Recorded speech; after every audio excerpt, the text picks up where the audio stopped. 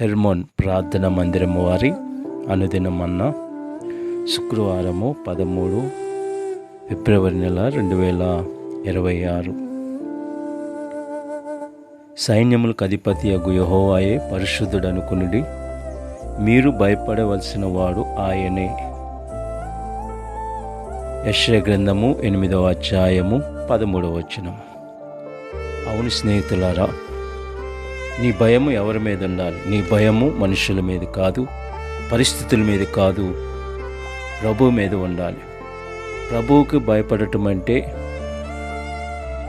వణికిపోవడం కాదు, ఆయనను గౌరవించటం, ఆయన మాటను విలువగా భావించడము, ఆయన చిత్తంలో బ్రతకటం. ప్రభువుకు భయపడిన వ్యక్తి